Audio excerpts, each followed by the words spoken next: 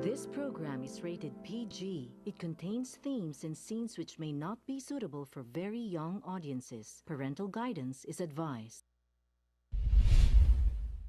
Be advised that the views and opinions of the hosts and guests do not reflect those of the station.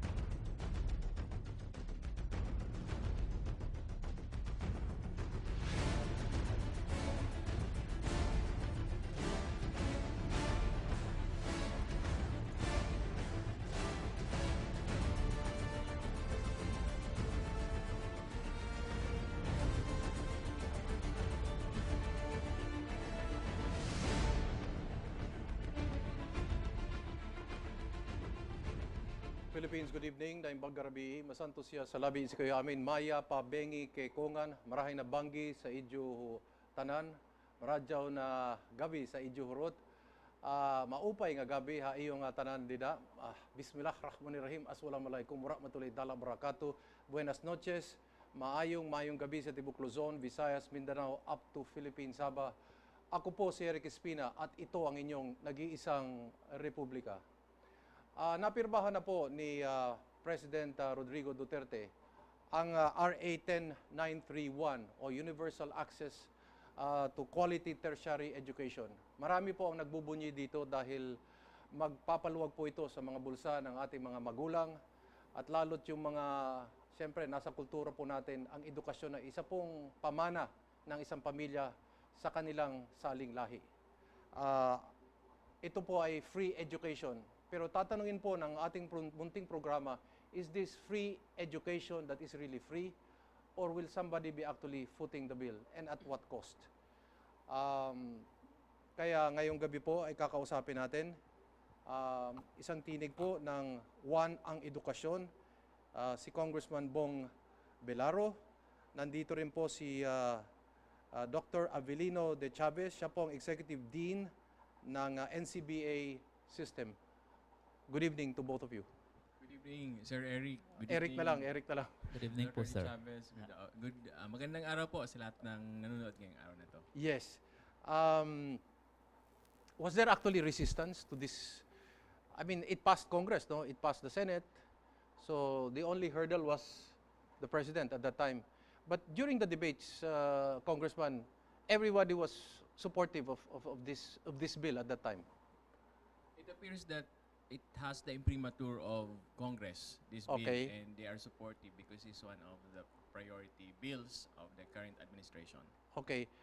During the discussions and the deliberations, were there other discourses that were initiated which may not have exactly supported the majority view in terms of free education? Because, you know, when you say free education, who can be against free education? My God, you know, it's like a free lunch. But were there other voices that said, wait, let's hold on, let's wait a minute? I believe this is one legislation that enjoys the concurrence of a majority of the members of Congress. Okay. If there are debates on it, which is being reflected right now, is that whether there would be sufficient funding to finance the bill. Okay. But the nuances of the law itself, did it already specify what are the limitations? Who are entitled to it? What is the basis for meritocracy? How about for the rich students? I mean, were this all deliberated, or are we leaving this up to the universities, the SUCs, the LCUs to decide on this? There were so many bills which are consolidated in a draft, at least in the House of Representatives version. Yes. And it went to the Senate. There was a bicameral conference committee, and the result is the law now, which was approved by the President. And as for the issues there are issues as to access. Yes. There are issues as to exemptions. There are issues as to funding. And was this specified in the law? To a certain extent, there are statements therein as to the exclusions Okay. in the law. Okay, how about the inclusions?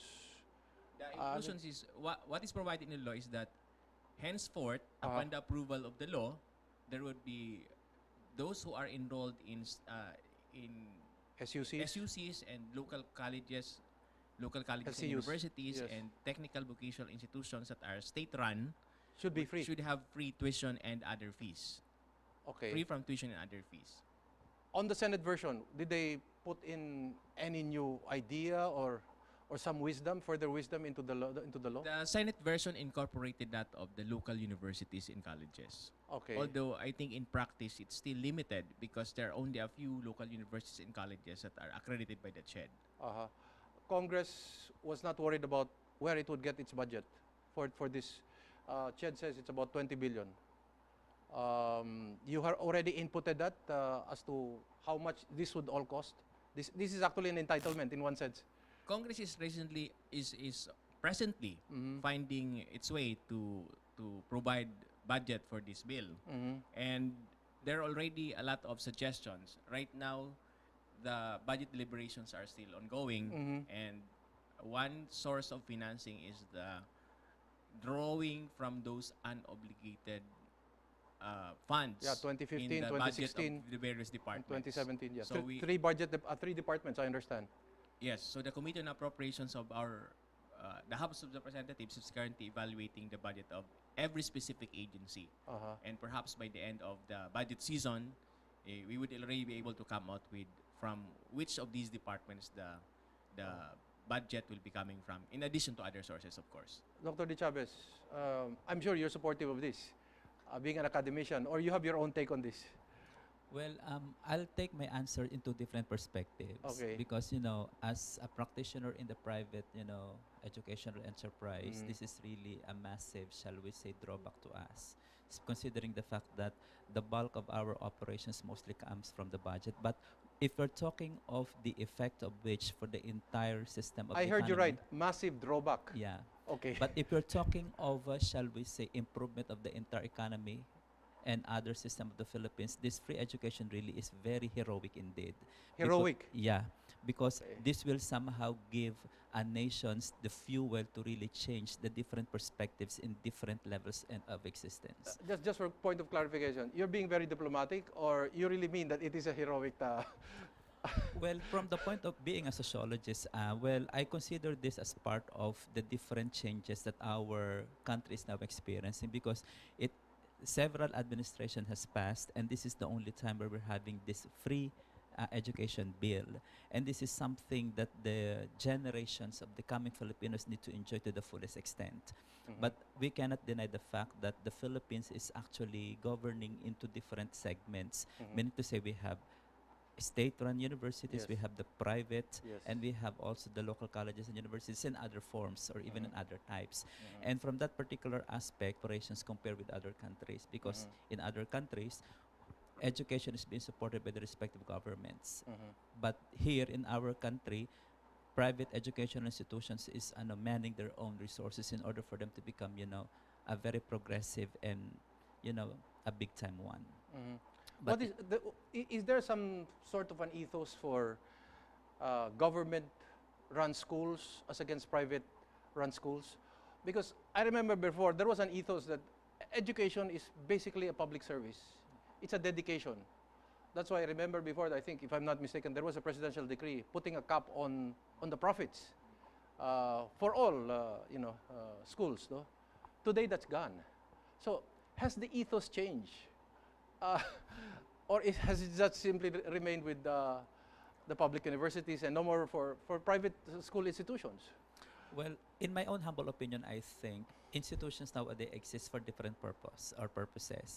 And right now, still, the very core of, development of the schools is really centered more on developing individuals to become functional progeny. Okay. And I think we cannot underscore the fact that, several institutions really exist for business profits. Okay. And from that, we cannot even deny them that particular privilege, because they really labored much in order for them to really give the quality education that our citizens needs. Compared with state-run universities or LGUs, they are heavily funded by the respective governments or units. So that's actually the main game of the game. Should we revive that kind of a thinking, that kind of a value system, But education is actually a public service. It's a dedication, it's an investment in the youth, and should not be an area for clear profit. We understand it's a private funded business, but can that value system be injected into the private institutions, the educational institutions, so that it doesn't only touch the public educational systems, but even the private? Well, Could that be revived, that kind of a value system? well, I just hope it can be revived because seemingly it will gonna give the best possible educational outputs to our posterity. But right now, we are actually limiting some of our resources on the generated incomes that our students are providing for to the private schools. I'll get back to you regarding the word that you use is heroic. Brave, heroic, patriotic maybe. But I see the title of the law as universal access to quality tertiary education.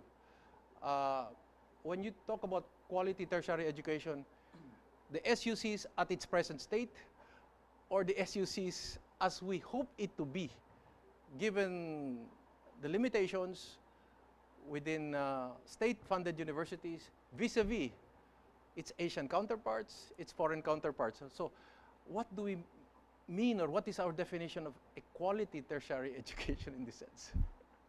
I have a take on that, Yes, Eric. yeah. It more than being the SUC that you want it to be, it should be the SUC which it ought to be. Okay. Because here we have to input into the equation national developmental goals. Okay. We are coming out with this landmark legislation to come out with better college education system in our country so that it would serve national developmental goals. That is why, in my opinion, the role of the CHED and the Unifast board in crafting the rules and regulations of the new law is very important. Because in the law, there are at least 3 goals there that should be harmonized. Okay. And when I say harmonized, this should be given life to. Yes. Number 1 is there should be complementarity between public and private education. That means that they should not eat out on each other's domain. So they should both be promoted because they're also private schools are very good. That's And are also excellent centers of education. another heroic act. The second thing is that the law provides for access to poor, academically able, Yes. but underprivileged students. Yes. So that, That should be makes a lot of given sense. Light. Yes. That should also be breadth. Yes. There should be life into it.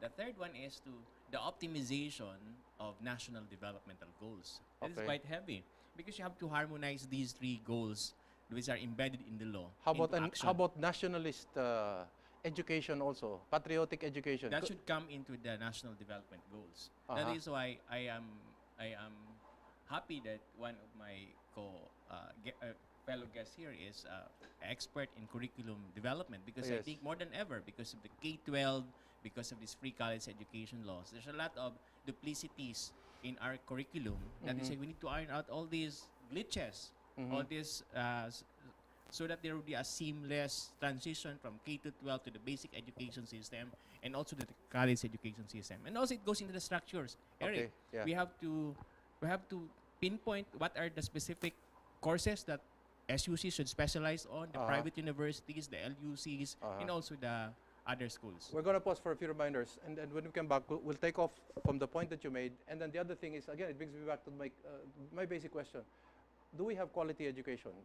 Because it says access to quality education. Are we talking today? Are we talking of the future when we return?